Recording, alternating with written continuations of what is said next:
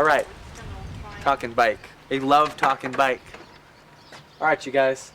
So now we're going to take off the shifters themselves that go to those derailleurs we already took off the bike. Now, it depends on your bike where they live.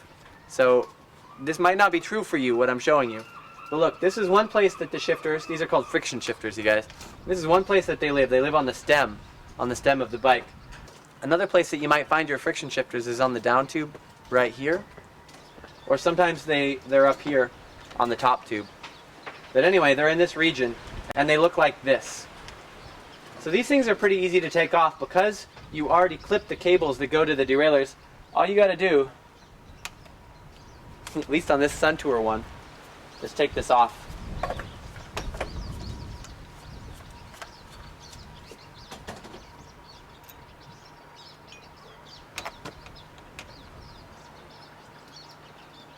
Oh, you know what? I lied, you guys. We're gonna have to take the stem out on this one.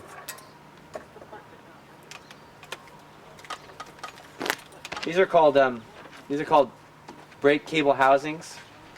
So this is the brake cable boss. I'm just pulling these things out so that this guy here is free. Now we have a couple options to get this off the bike. It's stuck, you see. We took this collar off and I thought that it would pop off like a lot of them do. No such luck with this bike. So one thing you could do is you could start taking these off here, which is probably what a lot of guys would do, but in my opinion, that's going to take you more time and more work. So what we're going to do,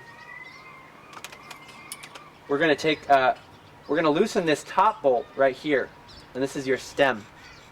This is where your handlebars mount onto. We're going to loosen that stem up, we're going to pull it out, and we're going to slip this off underneath it.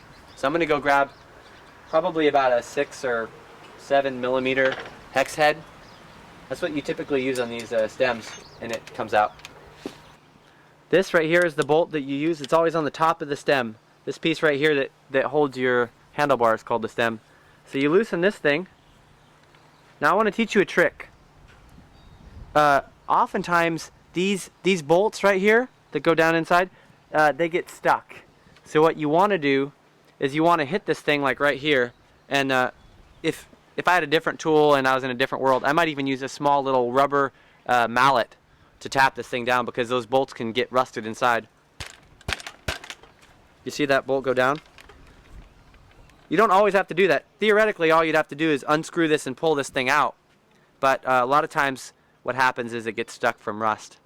And as you're taking this bolt out, another thing where people oftentimes go wrong is they keep unscrewing it. They just keep going and going.